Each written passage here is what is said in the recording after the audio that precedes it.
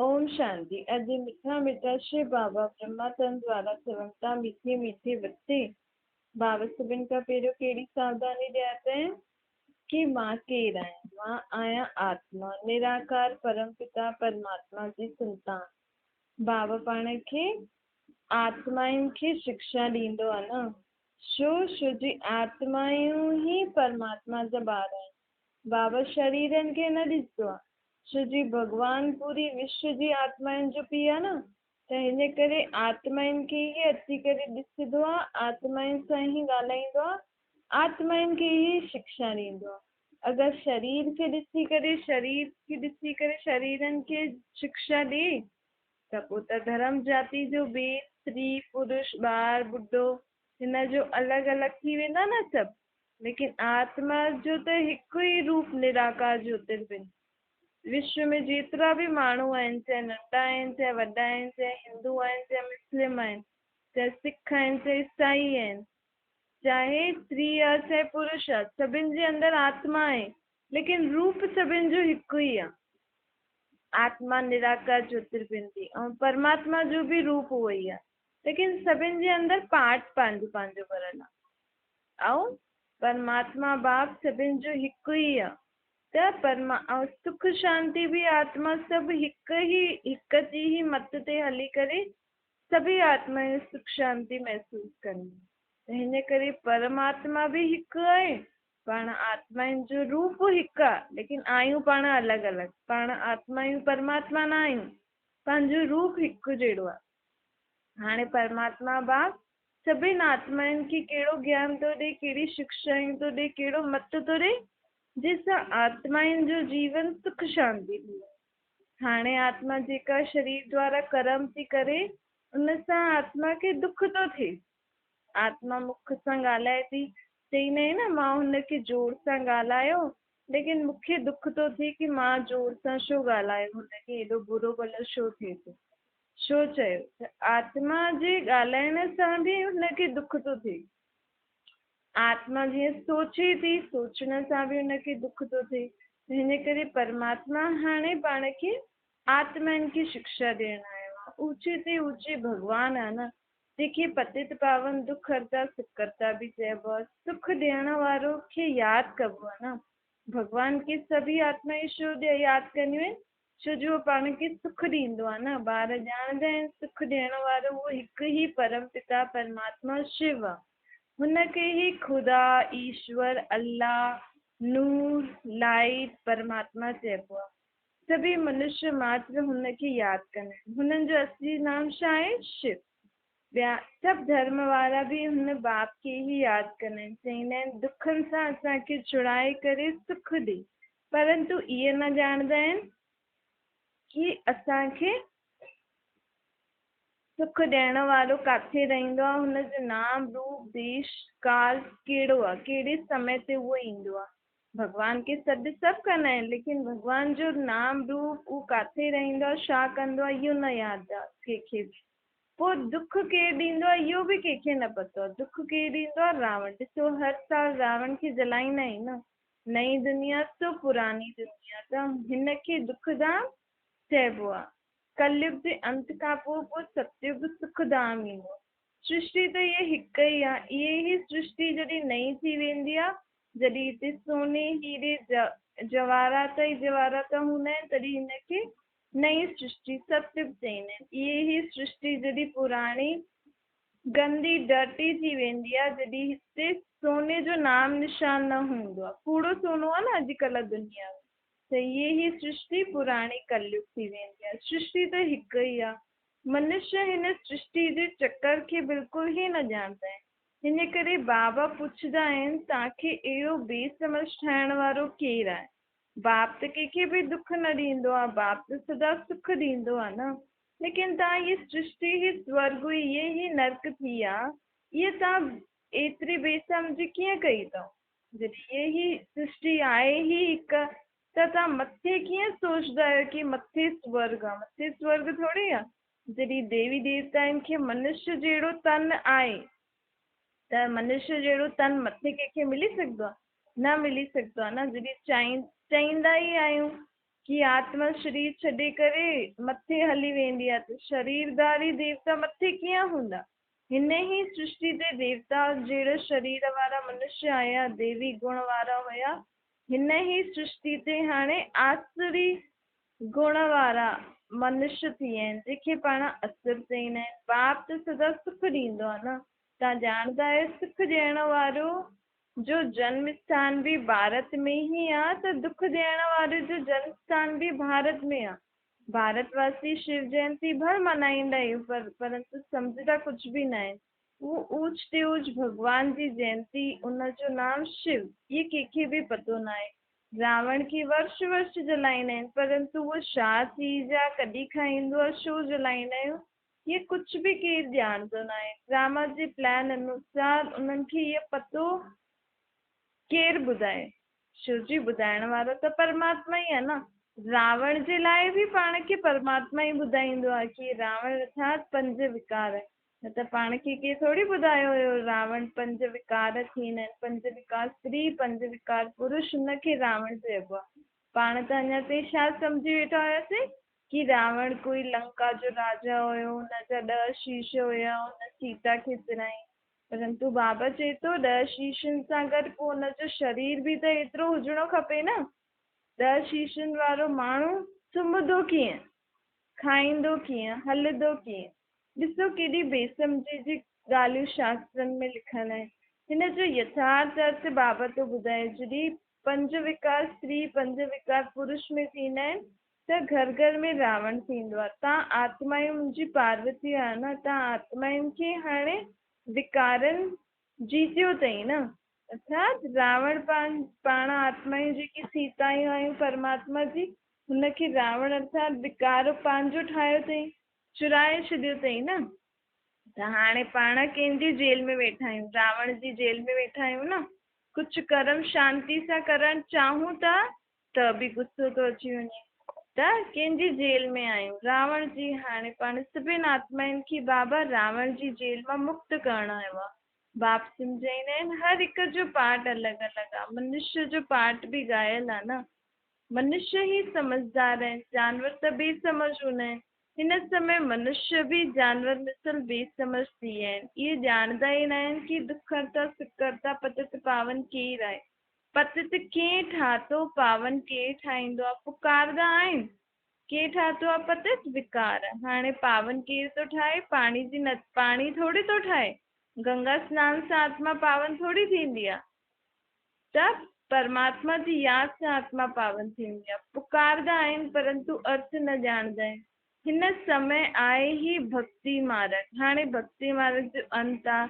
शास्त्र भी सभु भक्ति मार्ग जे ई आहिनि न। शास्त्रनि में कोई सदगति जो ज्ञान थोरी आहे।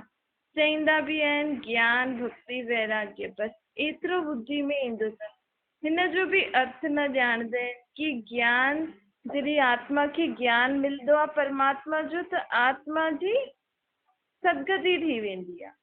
ऐं भक्ति कंदे कंदे आत्मा खे वैराग्य अची वेंदो आहे। थकी पईंदी आहे न, भक्ति थकाईंदी आहे। छोजी भक्ति में आत्मा भगवान खे ढूंढते ढूंढते जप तप तीर्थ पाठ पूजा कंदे कंदे आत्मा थकिजी वेंदी आहे। त हिन करे हाणे बाबा पंहिंजी भक्ति जी सभु थकान मिटाइण आयो आहे। चए थो पंहिंजे पाण खे आत्मा सम्झो, मूंखे निराकार रूप में यादि करो, बसि ॿियो कुझु बि न करो। इन सां ई तव्हां आत्माउनि जी सदगति थींदी। ज्ञान सागर हिकु परम पिता परमात्मा आहे।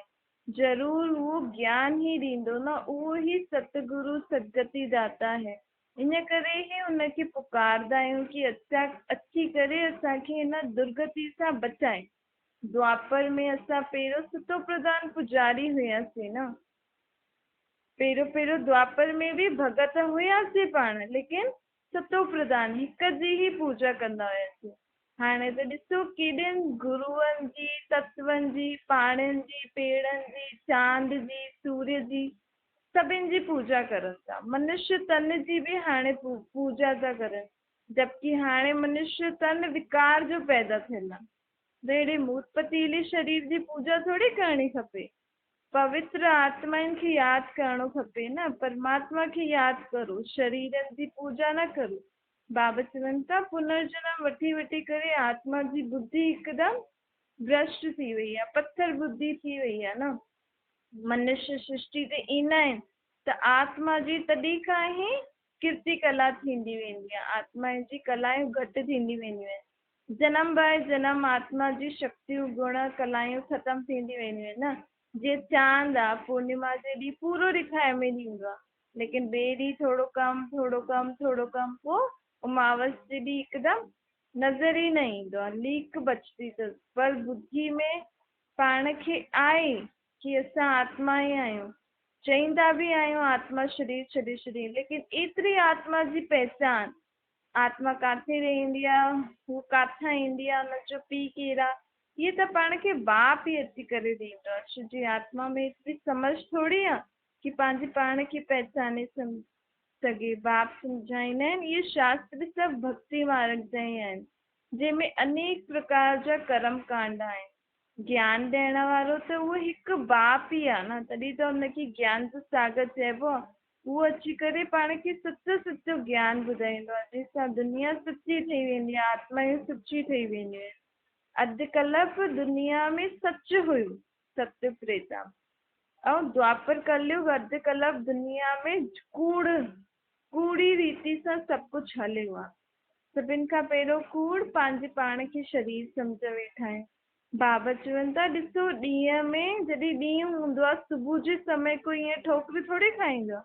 सुबुह जे समय त माण्हू सभु सुठी तरह कार्य व्यवहार आदि कंदा आहिनि। ईअं ई सत्युग त्रेता जॾहिं दुनिया जो सुबुह हुयो, जॾहिं असांखे इहो ज्ञान हुयो कि असां आत्मा ई आहियूं, त असां हमेशह रोशनी में कमु कंदा हुयासीं। सुबुह मतिलबु सत्युग त्रेता में आत्मा पंहिंजी आत्मिक स्थिति में रही करे कर्म कंदी हुई न, त हुनजे हर शरीर रूपी कर्मेंद्रियूं हिकु तरीक़े सां रोशनी में हुयूं ऐं कर्म कंदी हुयूं। हाणे द्वापर कलयुग में आत्मा जी स्मृति भुलिजी वई आहे त अंधेरो थी वियो आहे, त आत्मा शरीर खां कर्म कराए थी, लेकिन अहिड़ा कर्म थी करे जंहिंसां हुनखे दुख शांति थी मिले। जीअं त जे ठोकर खाईंदा आहियूं त दुख मिलंदो आहे न, ईअं ई आत्मा बि थी वई आहे।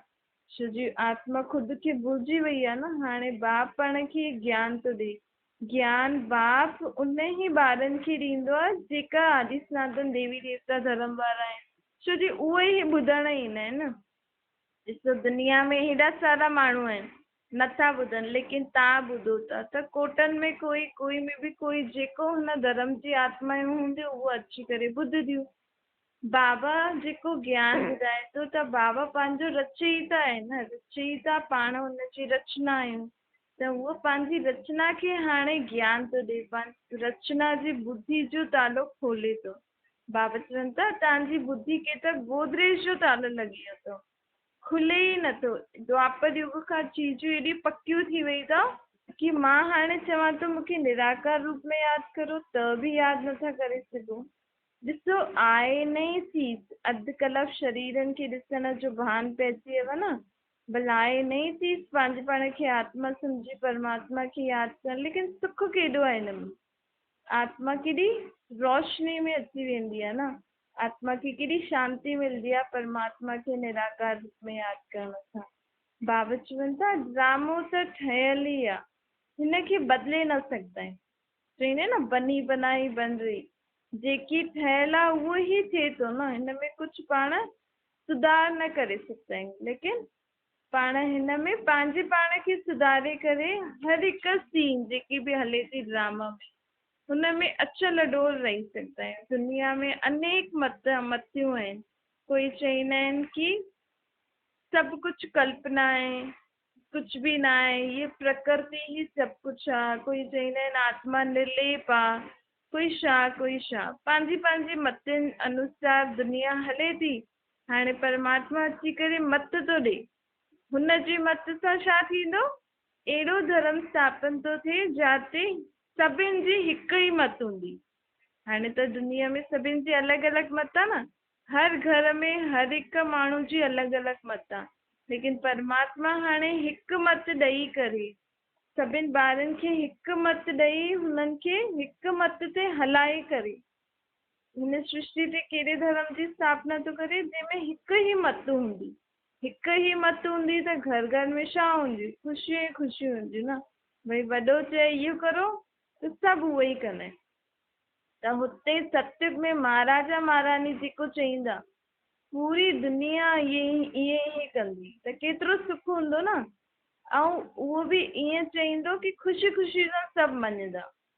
छो जी परमात्मा जो पढ़ायल उहे ॿार आहिनि न, त परमात्मा त सभिनि खे प्रेम व्यवहार सां हलणु सेखारींदो आहे। त अहिड़े प्रेम जे सागर ॿारनि खे बि केतिरो प्रेम सां हलणो खपे न। ॾिसो दुनिया में त अलॻि अलॻि धर्मनि में अलॻि अलॻि माण्हुनि जी मत आहे।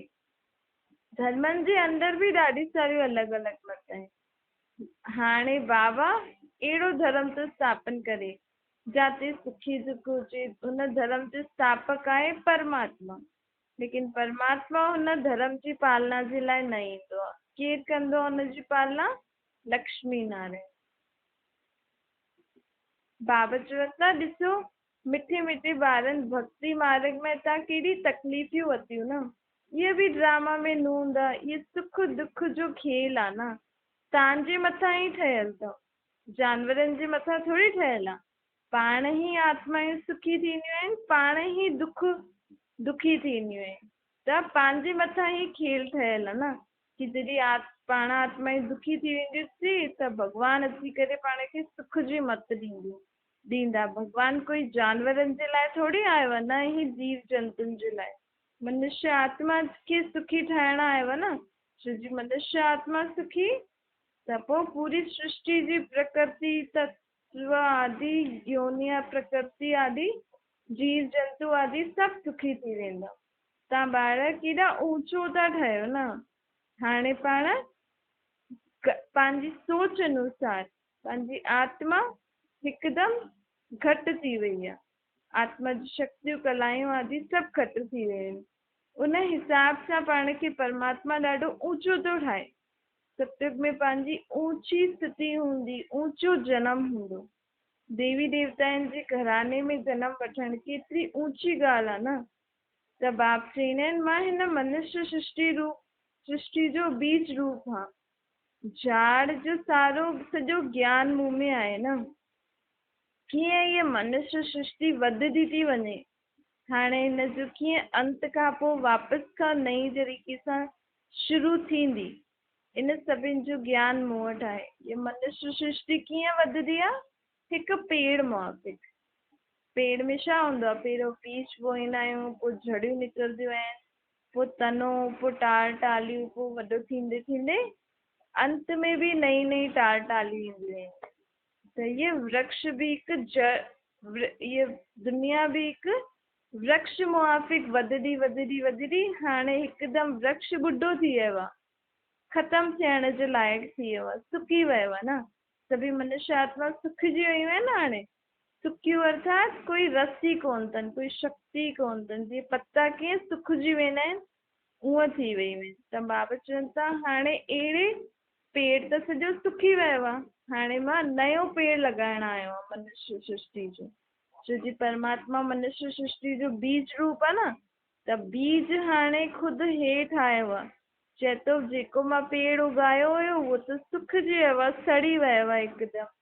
त हिनजी त हाणे ख़तमु थियण जी स्टेज अची वई अथसि। इहो मनुष्य सृष्टि रूपी झाड़ घणनि सालनि में वॾो थींदो आहे ऐं पुराणो थींदो आहे? 5000 साल में। 5000 साल में इहो वृक्ष वॾो थी करे ॿुढो थी वेंदो आहे, अर्थात हिकदमि सुकी वेंदो आहे। पोइ वापसि खां परमात्मा संगम युग ते अची करे परमात्मा बीज अची करे हिन वृक्ष खे वापसि खां उगाईंदो, अर्थात हिन वृक्ष मनुष्य सृष्टि रूपी वृक्ष में जेकी जेकी आत्मायूं पाठ वॼाईंदियूं आहिनि हुननि में फिर वरी खां शक्ति ऐं गुण भरंदो अथसि कि तव्हां केरु आहियो। इहे सभु स्मृति ॾियारे करे पंहिंजी शक्तियुनि सां हुननि सभिनि आत्माउनि में गुण ऐं शक्तियूं भरंदो आहे। पोइ वापसि खां उहे आत्मायूं हिकु पेड़ माफ़िक हिते ईंदी रहंदियूं आहिनि मथां खां हेठि। ॾिसो सन्यासी बि हिन ई मनुष्य सृष्टि रूप जी हिकु टाली आहे। सन्यासी धर्म भी हिकु टाली आहे। जॾहिं इहो वृक्ष थोरो थोरो विकारनि जे कारण थोरो हिलण लॻी वेंदो आहे त सन्यासी पंहिंजी पवित्रता जी शक्तियुनि सां हिन वृक्ष खे थमाईंदा आहिनि, हिन वृक्ष खे थोरो पवित्रता जी शक्ति जो पाणी ॾींदा आहिनि। तव्हां ॼाणंदा आहियो न कीअं आदि सनातन देवी देवता धर्म जेको सतयुग में हुयो, हाणे त उहो बिल्कुलु बि न आहे। कोई चईंदो आहे पंहिंजे पाण खे आदि सनातन देवी देवता धर्म जी आत्मा? न। छोजी हुन धर्म जो जेका नियम मर्यादा हुया उहो त कोई बि पालन नथो करे सघे, जबकि भगवान आयो आहे हुन धर्म जी मुख्य नियम कहिड़ो हुयो? पवित्रता। त हिन करे जीअं ई भगवान धरती ते आयो त परमात्मा चईंदा आहिनि पवित्र रहो, मूंखे यादि करो। असां परमात्मा खे यादि कॾहिं करे सघंदासीं पाण सुठी तरीक़े सां? जॾहिं पवित्र रहंदासीं। ऐं पवित्रता जी शक्ति परमात्मा जी यादि सां ईंदी। जॾहिं पाण मन में पको कंदासीं कि मां हाणे मनसा वाचा कर्मणा खाइण पीअण उथण वेहण संबंध संपर्क ॻाल्हाइण सभु कुझु मुंहिंजो सुठो शुद्ध हूंदो, त ही त परमात्मा पंहिंजी मदद कंदा। ऐं पंहिंजी पोइ परमात्मा जी मत ते हली करे पाण खे परमात्मा बि घड़ी घड़ी यादि ईंदो। त बाबा चवनि था कि मां हाणे तव्हांखे चयो कि पवित्र रहो, मूंखे यादि करो। छो जी सतयुगी दुनिया में मुख्य धारणा ई इहा ई आहे, पवित्रता आहे। त आदि सनातन देवी देवता आहिनि जो धर्म हिन दुनिया में न आहे, छो जी कोई पवित्र नथो रहे न। त पवित्रता मनसा वाचा कर्मणा खाइण पीअण सभिनि में पवित्र रहणो आहे। ॾिसो केॾो वॾो धर्म जी स्थापना भगवान करण आयो आहे। त अहिड़े धर्म जा नियम मर्यादा जेका भगवान पाण खे ॿुधाए थो, इहे सभु कंहिंमें लिखियलु आहे? गीता में। लेकिन बाबा चई जेको असली मां तव्हांखे ज्ञान ॾिनो हुयो हिन धर्म जी स्थापना जे लाइ, उहो जीअं मां चयो उहो त तव्हांखे द्वापर युग में तव्हां शास्त्र न ठाता न, छो जी भुलिजी विया, जेतिरो जेतिरो यादि हुयो ओतिरो ओतिरो लिखियो। लेकिन हाणे कलयुग जे अंत में अची अची करे गीता में एतिरो ई सच आहे जीअं त अटे में लूणु आहे। त सभु धर्मनि जा पंहिंजा पंहिंजा शास्त्र आहिनि, लेकिन गीता जो शास्त्र आहे उहो आहे आदि सनातन देवी देवता धर्म जो शास्त्र। लेकिन मां जेको ॻाल्हियूं ॿुधायूं हुयूं हिन धर्म जी स्थापना जे लाइ, उहो ॻाल्हियूं बिल्कुलु बि सच न आहिनि हुन में। छो जी ॾाढा समय थी वियो न शास्त्र खे लिखंदे लिखंदे बि, ऐं सभिनि पंहिंजी पंहिंजी मत अनुसार हुनखे परिवर्तन करे करे करे त हिकदमि ॻाल्हियूं हिकदमि उल्टी सुल्टी थी वियूं आहिनि। त हाणे मां यथार्थ रीति तव्हांखे हुन धर्म जी स्थापना जे लाइ सचो सचो गीता ज्ञान ॿुधायां थो। हिन ई गीता ज्ञान सां ई तव्हां मनुष्य आत्मा देवी देवता देव आत्मा ठहींदव। देव आत्मा अर्थात जंहिंमें दैवी गुण हुजनि। त बाबा हाणे पाण खे छा थो ॿुधाए? सचो सचो गीता ज्ञान, सचो सचो राजयोग जी शिक्षा थो ॾे, जंहिंसां आत्मा पंहिंजे शरीर रूपी कर्मेंद्रियनि ते राज्य कंदी। जॾहिं आत्मा पंहिंजी हर शरीर रूपी कर्मेंद्रियनि ते मन बुद्धि ते राज्य कंदी, तॾहिं त सतयुग में वञी विश्व जो राजा महाराजा महारानी ठहींदा न। भई पूरी विश्व ते जेकी आत्मा गद्दी ते वेहे ऐं हूअ गद्दी ते वेहे त पूरी विश्व में सुख शांति रहे, त उहो कीअं थी सघंदी आहे? आत्मिक बल सां। अॼुकल्ह दुनिया में एॾा सारा देश आहिनि, लेकिन देशनि खे संभालण वारा केतिरा नेता आहिनि न। नेता बि त ॾाढा आहिनि न। पहिरियों त देश जो, पोइ शहरनि जो, पोइ हर गली गली मोहल्ले में नेता आहिनि हुनखे संभालण लाइ। लेकिन परमात्मा जी शक्ति सां जेको बि सतयुगी दुनिया खे संभालंदो, हुन समय सतयुग जी समय पूरी दुनिया खे संभालंदो, उहो हिकु ई गद्दी ते वेही करे पूरी विश्व खे सुख शांति संपन्न ठाहे सघंदो आहे। कीअं? आत्मिक बल सां। त हिन करे आत्मिक बल पंहिंजे अंदरि भरण लाइ परमात्मा पाण खे ये शिक्षा थो ॾे। कहिड़ी शिक्षा थो ॾे? कि पंहिंजे पाण खे आत्मा सम्झी करे परमात्मा खे यादि करो, त तव्हांजी आत्मिक शक्ति सां ॿी आत्मा बि शांत थी वेंदी। तव्हांजी आत्मिक शक्ति सां ॿी आत्मा बि प्रेम सां ॻाल्हाइण सिखी सघंदी आहे। तव्हांजी आत्मिक शक्ति सां तव्हांजो घर परिवार सुख शांति सां थी सघंदो आहे। अॼुकल्ह माण्हू खे घर में सुख शांति ठहे केॾो सम्झाइणो पवंदो आहे न हिक ॿिए खे। सम्झाए करे माण्हू जेको सम्झाए वॾो हुजे हुनजो त मथो ई सूर करे छॾींदो आहे। लेकिन परमात्मा चए थो कि पंहिंजे पाण में आत्मिक बल भरो कि मां आत्मा परमात्मा जो शांत स्वरूप, प्रेम स्वरूप, सुख स्वरूप ॿार आहियां।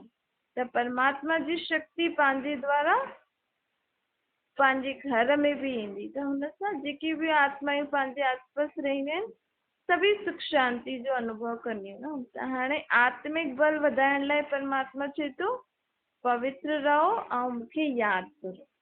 त पोइ तव्हांखे मुख सां ज्यादा सम्झाइण जी ज्यादा समय न ॾियणो पवंदो। मन में वीचार करो, परमात्मा खे यादि करो और सभिनि खे सुख शांति जी किरनी ॾियो। त तव्हांजे घर में बि सभु सुख शांति सां हलंदा, सभिनि जो मन शांत थिए न। अॼुकल्ह मन केॾो अशांत थी वियो आहे, केॾी सारी पुराणियूं ॻाल्हियूं मन में ई आहिनि जो मन घड़ी घड़ी उन ई ॻाल्हियुनि खे सोचे थो।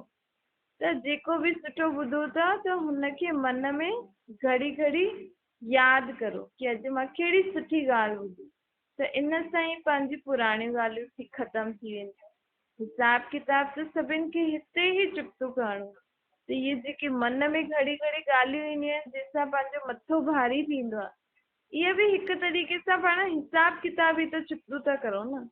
भले पाण साम्हूं हिक ॿिए सां नथा ॻाल्हायूं, लेकिन कंहिंजे लाइ पंहिंजे मन में वीचार थो हले हुन मूंखे हीअं चयईं, हीअं छो चयईं। त पाण सोचूं था त जंहिंजे लाइ बि सोचूं था उहो बि सोचे थो। छो जी आत्मा सोचे थी न, त पंहिंजी आत्मिक स्थिति उहे जेकी आत्मा जी किरनियूं आहिनि उहो हुन वटि बि वेंदियूं आहिनि। त उहो जंहिंजे बारे में तव्हां सोचो था उहो बि सोचे थो। त भले मुख सां नथा ॻाल्हायूं, लेकिन पाण मन सां पंहिंजो हिसाब किताब चुक्तो था करूं। कीअं? सोचे सोचे करे। त हाणे परमात्मा खे यादि करे पंहिंजो सभु हिसाब किताब पाण खे चुक्तो करण जो समय इहो आहे। बाक़ी कंहिं युग में पाण खे अहिड़ो समय न मिलंदो कि पाण परमात्मा खे निराकार रूप में यादि करे पंहिंजो हिसाब किताब चुक्तो करो। केतिरो सहज उपाय आहे न। माण्हू हिसाब किताब चुक्तो करण लाइ छा उन्हनि खे भोगणो पवंदो आहे, बीमारी, एक्सीडेंट, लड़ाई झगड़ा आदि अलाए छा थींदो आहे न। पोइ चवंदा आहिनि अलाए कहिड़े कर्मनि जो हिसाब किताब चुक्तो कयो, अलाए कहिड़े जन्मनि जो। लेकिन हाणे बाबा चए थो कि मूंखे यादि करे ई तव्हां पंहिंजा हिसाब किताब चुक्तो करे सघंदा आहियो। इन करे पंहिंजे पाण खे आत्मा सम्झो, मूंखे यादि करो, पंहिंजे जन्म जन्मांतर जे हिसाब किताब सां सभु चुक्तो करे हिकदमि ख़ाली थी वञे। छा मीठी मीठी सुठी लॻे ॿारनि सुठी माता पिता बाप दादा जो यादि प्यार ऐं गुड मॉर्निंग। रूहानी बाप जी पाण सभिनि रूहानी ॿारनि खे नमस्ते। पंहिंजी बि रूहानी माता पिता बाप दादा खे यादि प्यार गुड मॉर्निंग और नमस्ते। वरदान आहे पंहिंजी शिक्षा स्वरूप द्वारा शिक्षा ॾियण वारा शिक्षा संपन्न योग्य शिक्षक ठहो। योग्य शिक्षक हुनखे चइबो आहे जो पंहिंजी शिक्षा स्वरूप द्वारा शिक्षा ॾे। उन्हनि खे उन्हनि जो स्वरूप ई शिक्षा संपन्न हूंदो आहे। उन्हनि खे ॾिसूं, हुननि जो हलणु ॾिसूं त बि कंहिंखे शिक्षा ॾींदा आहिनि। बाबा चवंदा आहिनि कि माण्हू ॾिसो अॼुकल्ह कंहिंखे मुख सां सम्झाणे ॾियो त न सिखंदा आहिनि न। त कंहिंखे बि सम्झाइणी आहे, शिक्षा ॾियणो आहे त छा करिणो आहे? पंहिंजे सोचण सां, पंहिंजे कर्मनि सां ॿियनि खे शिक्षा ॾियो। कोई बि ॻाल्हि हुजे त ॿियनि खे अगरि सम्झाइणो आहे त ओड़ो पाण कर्म ॿियनि खे करे करे ॾेखारियूं। पंहिंजो हलणु चलणु ॾिसणु ईअं थी वञे कि साम्हूं वारो पाण खे ॾिसी करे सिखे। छो जी अॼुकल्ह मुख सां चओ त कोई न ॿुधंदो आहे। त पाण खे बाबा चए थो अगरि कंहिंखे शिक्षा ॾियणी हुजे त कीअं ॾियो? पंहिंजे कर्मनि सां, पंहिंजी सोच सां, पंहिंजे हलण चलण सां। मुख सां शिक्षा ॾियण जो समय हाणे न आहे। स्लोगन आहे संकल्पनि जी सिद्धि प्राप्त करण लाइ आत्मिक शक्ति जी उड़ान भरदा हलो। भई मां जेको सोचां थी, लेकिन अगरि मुंहिंजो सोच सभिनि जे लाइ सुठो आहे, बुरो सोच न, अगरि मुंहिंजो सोच सभिनि जे लाइ सुठो आहे त हू सुठी सोच कीअं पूरी थींदी? जॾहिं पाण खे आत्मा सम्झी करे परमात्मा खे यादि करे उहो सोचंदासीं न, त उन सां छा थी वेंदो, पंहिंजी सोच सच में परिवर्तन थी वेंदी। छोजी पंहिंजी सोच में शक्ति वधजी वेंदी आहे न परमात्मा खे यादि सां। लेकिन कहिड़ी सोच? जंहिंमें सभिनि जो भलो हुजे। ईअं न पाण ॿियनि जे लाइ कुझु उल्टो सुल्टो सोचूं, परमात्मा खे यादि करूं त परमात्मा करे छॾंदो। सभिनि जे लाइ सुठो सोचंदासीं त ई उहा सोच पंहिंजी परमात्मा जी शक्ति सां सिद्ध थी वेंदी।